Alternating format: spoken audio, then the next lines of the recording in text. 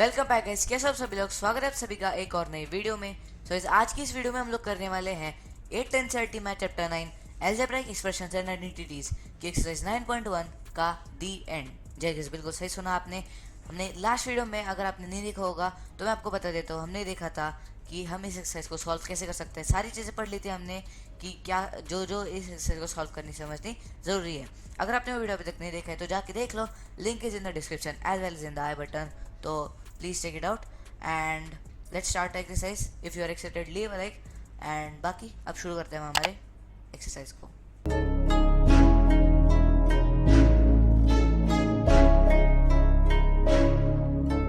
So guys, इसमें पहला question है हमारे पास, identify the terms their coefficients for each of the following expressions. अब यहाँ पे ये क्वेश्चन तो हमने पढ़ लिया। बेसिकली हमें क्या करना है, यहाँ पे हमें 6 पार्ट्स दे देखिए, first second third fourth fifth और six.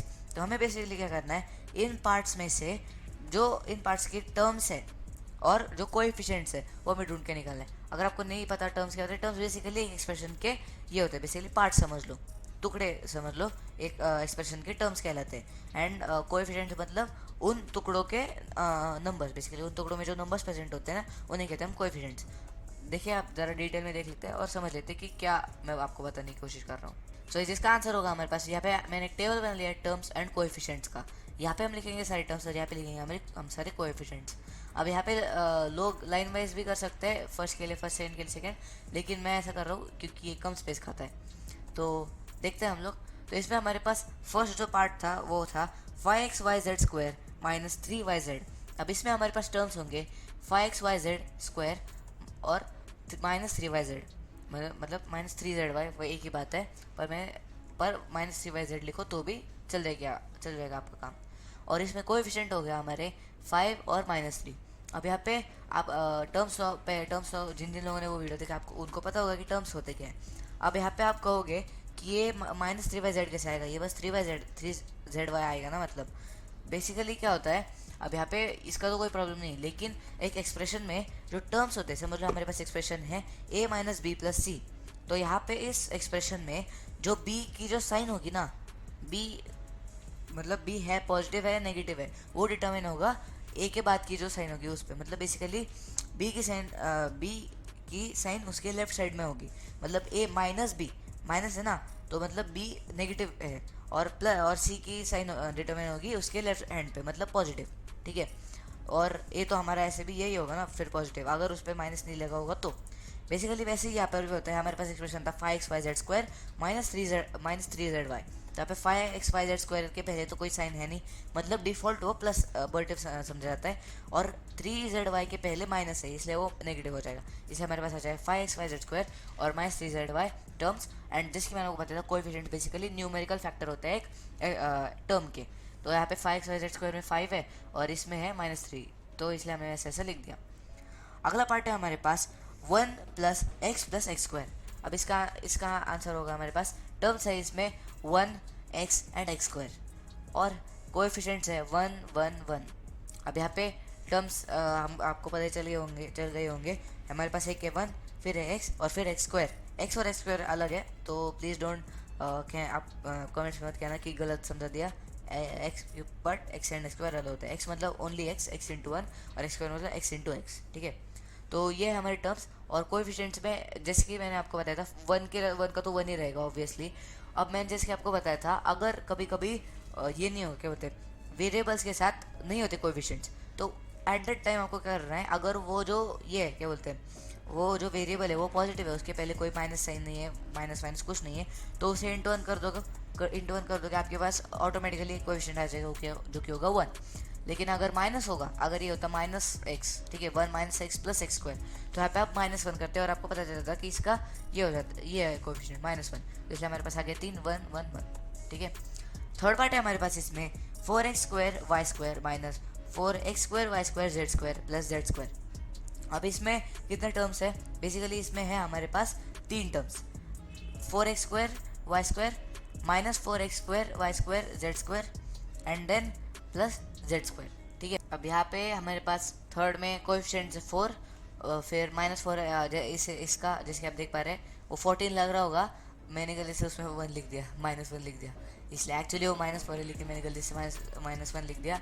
I am so sorry for that, लेकिन please go with me. And ये होगा -4 हमारा एक्चुअली, क्योंकि आप देख पा रहे हैं यहाँ पे टर्म में -4 लिखा हुआ है, दूसरा कोई -1 नहीं लिखा हुआ है, इसलिए -4 होगा। एंड एंड में तो ऑब्वियसली 1 ही होगा हमारे पास कोएफिशिएंट। देन अगला है हमारे पास फोर्थ पार्ट है हमारे पास 3 - pq + qr - rp। अब इसका भी काफ़ी सिंपल है। हमारे पास टर्म्स तो हैं आपके पास, ये देख पा रहे हैं 3 और -pq + qr और -rp। अब इसके कोएफिशिएंट्स क्या होंगे? 3 हमारा एज रहेगा, क्योंकि वो ऐसे भी कॉन्स्टेंट है, उसमें उसके साथ कोई वेरिएबल है ही नहीं। फिर हमारे पास है -pq का, जिसकी मान को पता है नेगेटिव है, तुम इंटू -1 करोगे तो आपके पास आ जाएगा -1 हमारे पास कोएफिशिएंट। ये QR है वो प्लस है, तो इसलिए इंटू 1 करोगे बस, तो आपके पास आ जाएगा कोएफिशिएंट 1। एंड ये नेगेटिव है, इसलिए -1 आ जाएगा, और हमारे पास आ गए इसके कोएफिशिएंट्स। अब बढ़ते हैं हमारे फिफ्थ पार्ट की तरफ, जो कि है x/2 + y/2 - xy। ठीक है, तो बेसिकली इसमें फ्रैक्शंस इन्वॉल्व हो गए पहली टाइम। तो हम देखते हैं यहाँ पे टर्म्स है हमारे पास x/2, फिर y/2 and then in the end -xy।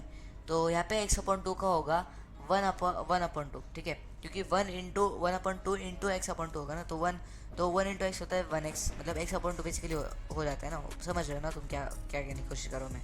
तो x/2 का होगा 1/2, y/2 का भी होगा 1/2 एंड -6y का होगा, क्योंकि नेगेटिव है इसलिए -1 हो जाएगा इसका कोएफिशिएंट। एंड बढ़ते हैं हमारे इस क्वेश्चन के लास्ट पार्ट की तरफ, जो कि है हमारे पास 0.3a - 0.6ab + 0.5b। अब ये टर्म्स तो हमने लिख दिए 0.3a 0.6ab + 0.5b। अब इसके कोएफिशिएंट्स भी देख लेते हैं, जो कि होंगे, पहले का होगा 0.3 में 0.3 होगा, फिर -0.6 एंड +0.5, ठीक है। एंड इसके साथ हमारा फर्स्ट क्वेश्चन खत्म होता है।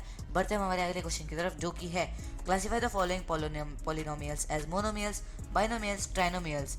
विच polynomials do not fit in any of these 3 categories. मतलब इसके लिए क्या करना है, यहाँ पे हमें काफ़ी सारे आप देख पा रहे होंगे, ये दिए हैं, क्या बोलते हैं, एक्सप्रेशंस दिए, जो कि कॉमा से सेपरेटेड है, उन्हें एक ही मत समझ लेना, आप सारे एक ही इसमें लिख दोगे, पूरे मार्क्स चले जाएंगे। तो बेसिकली यहाँ पे ये काफ़ी सारे हमें एक्सप्रेशंस दिए हुए। अब हमें इन्हें छाट कर पॉलिनोमियल, मोनोमियल, बाइनोमियल, ट्राइनोमियल और पॉलिनोमियल में डाल देना है। तो आपको पता ही है, मैंने आपको बताया था मोनोमियल क्या होता है, बाइनोमियल क्या होता है, ट्राइनोमियल क्या होता है, ठीक है। तो बेसिकली फिर से एक बार रिकैप कर लेते हैं। मोनोमियल मतलब जिनमें एक टर्म हो वो एक्सप्रेशंस, बाइनोमियल मतलब जिनमें 2 टर्म्स है वो वाले एक्सप्रेशंस, और ट्राइनोमियल मतलब जिनमें 3 हो वो वाले एक्सप्रेशंस, और पॉलिनोमियल मतलब बेसिकली जिनमें एक या फिर एक से ज़्यादा एक्सप्रेशंस हो, मतलब बेसिकली सारे मोनोमियल, बाइनोमियल, ट्राइनोमियल सारे उसमें आ जाते हैं, ठीक है। तो हमारे पास हम देखते हैं पहले हमारे पास यहाँ पे मोनोमियल्स में हमारे पास 1000 और PQR, जो आप देख पा रहे हैं यहाँ पे 1000 ही है इसमें, और यहाँ पे बस PQR ही है हमारे पास, तो इसलिए ये होंगे हमारे मोनोमियल्स। बाइनोमियल्स में हमारे पास है x + y, देख पा रहे हैं आप, x और y है हमारे पास सेपरेटेड, ये 2 टर्म्स हो गए। 2y - 3y², तो ये भी 2 टर्म्स। 4z - 15z², ये भी 2 टर्म्स। p² + pq², ये भी 2 टर्म्स, एंड 2p + 2q।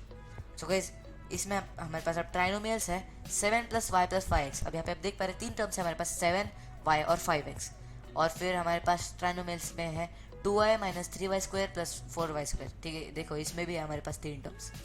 फिर हमारे पास 5x - 4y + 3xy, इसमें भी 3 टर्म्स है, आप देख पा रहे हैं, प्लस और माइनस से सेपरेटेड। देखो टर्म्स पहचानने ना आपको कितने हैं, तो बेसिकली जो टर्म ये होंगे ना ब्लॉक्स, उसमें पार्ट्स, वो प्लस और माइनस से सेपरेटेड रहते हैं, तो आपको इजीली समझ में आ जाता है, ठीक है। Polynomials that do not fit in this categories, मतलब इन कैटेगरीज में वो पॉलिनोमियल्स जो मतलब इन कैटेगरीज में फिट नहीं होते, तो उनमें हमारे पास है x + x² + x³ + x⁴, ठीक है। ये इसमें देखो अब ये पॉलिनोमियल है, क्योंकि इसमें 4 हैं, ठीक है। मैंने आपको क्या कहा था, पॉलिनोमियल वो होते हैं जिसमें एक या फिर एक से ज़्यादा 4 से ज़्यादा होते हैं, ठीक है। मतलब बेसिकली यहाँ पे देखो x है, x² है, x³ है और x⁴ है, फिर ab + bc + cd + d। And इसी के साथ हमारा क्वेश्चन 2 भी खत्म होता है। बढ़ते हैं हमारे अगले क्वेश्चन की तरफ, जो कि हमारा